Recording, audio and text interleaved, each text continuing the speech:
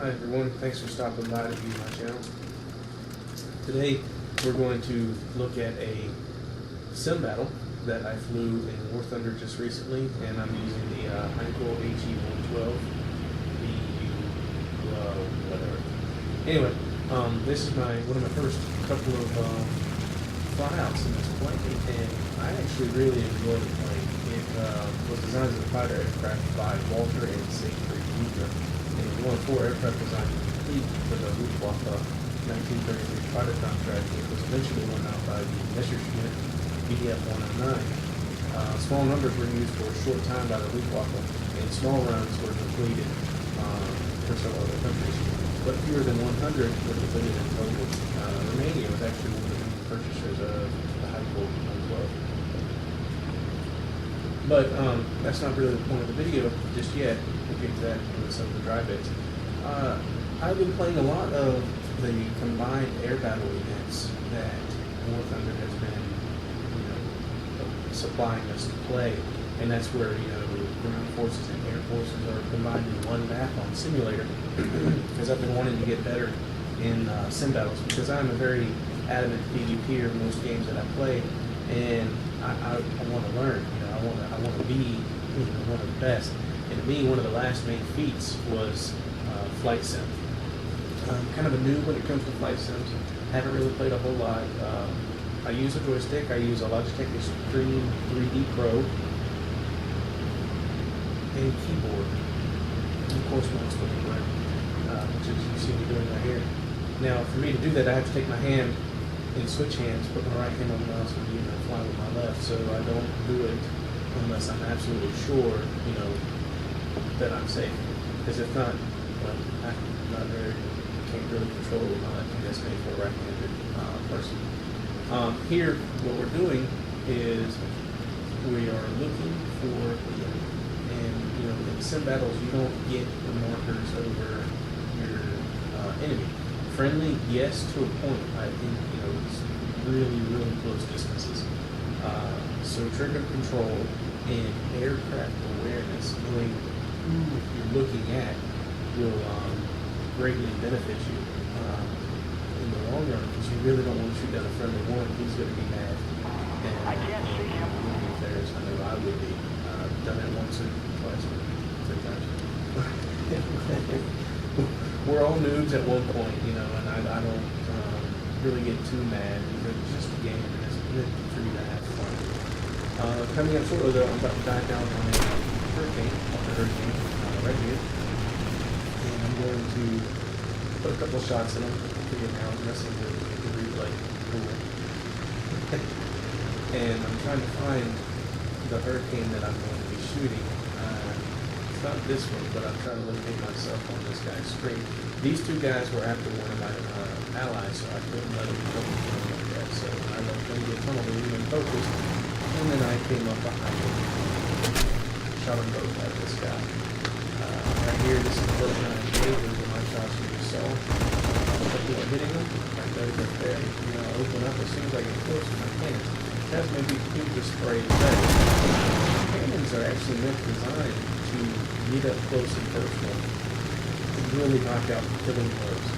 Use your machine guns to shoot up at control surfaces, make their plane a little bit more unresponsive, which is what I did there. Shot out his ailerons and stuff, so he couldn't really do that well. And if he did go into a hard turn or something, it would cause him to stall and whatnot. And, I did the damage, so I got killed. Let's switch back into cockpit mode right here and show you what I saw. Flying in, I'm like, alright, I gotta save, but too fast. There's one, close, you're about to see me unload on this guy, and you see what happens. Great. Boom. Look at that. Just like that. That's how easy it is to get killed. Trigger control was what got me right there. Hit him right in the face. I'm trying to get his loose and see it crash, but that's what you get right there. And shortly right before that, the other guy, the first guy I was shooting, tried to do something and I guess crashed.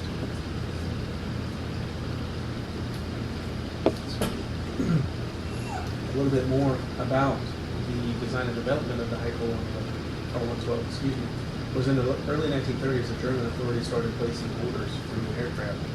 And initially, they were wanting to use them for training and utility aircraft, but the Heikel, as one of the most experienced firms in the country, received contracts for a number of two-seater aircraft, including the HE-45, the HE-46, and the HE-50.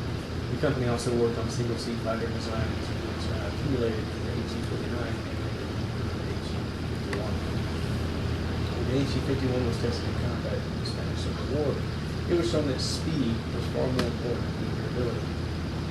And I was going to say, this aircraft, the Heikel 112, is sort of like the precursor to the BF-109. It's sort of like, in my opinion, it gets you ready to face or fly, more improved Messerschmitt BF-109s, and gets you ready to experience that type of combat. In October 1933, Hermann Goering sent out a letter requesting aircraft companies to consider the design for a high-speed courier aircraft, a thinly veiled request for a new fighter in May 1934. This was made official in techniques, and a request for signature instructor to the, I'm not even going to try to pronounce that. This time under the guise of a sports aircraft, the specification was versus the most experienced fighter designers Heikel, Arado, and Falcone. It was later sent to newcomer Weiss. I don't even know if I must speak here now. It was later sent to, and on the strength of their BF-108, advanced sports plane design, each company was asked to build 3 prototypes for run-off testing. By spring 1935, both Arado and Falcone aircraft were ready, and the BFW arrived in March, and then that HE-112. In my opinion, these planes are perfect for low-tier fighting. It's perfect to get your hands on a joystick and start flying in these low-tier planes. Start out in the test fly aircraft, get the hang of it, get the speed down right. Know what the stall speed is for the aircraft. You don't want to be doing high bank turns or high speed turns, bleeding off speed like crazy. Also, your plane loses airspeed, stalls, and sort of like goes out of control. I also recommend doing the tutorials in sim difficulty so you can learn how to fly and shoot and everything. One thing people notice, it's all wobbly when you're shooting. You are doing it. You are controlling it. You are the one that is lining up. As you can see, it's kind of hard. There is no flight path lead indicator. You have to judge. So once you play enough of it, you kind of get the hang of it and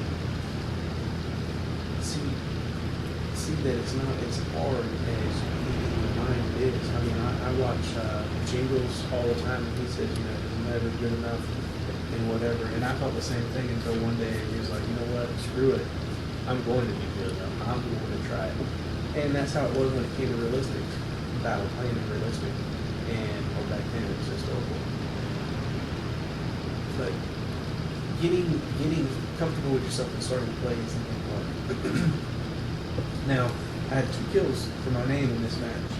And I think the most I've ever been able to get in one match is 4. And I didn't want to show you those, mainly because I've already lost the recording. Now, I've skipped ahead, and we're going after the last aircraft. It's one more hurricane.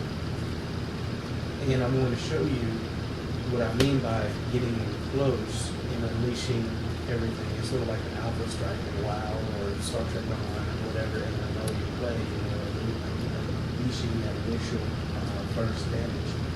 And I said he was last spotted over his airfield in the chat. So I just flew from the airfield. That's why I'm leaking oil like that, or fuel. I don't really know what I'm leaking. And I'm looking for him, and I see him, and I'm going to switch here real quick to his view and show you. Now, I'm doing a head-on pass, which you never want to do a head-on pass, just because of how easy it is to,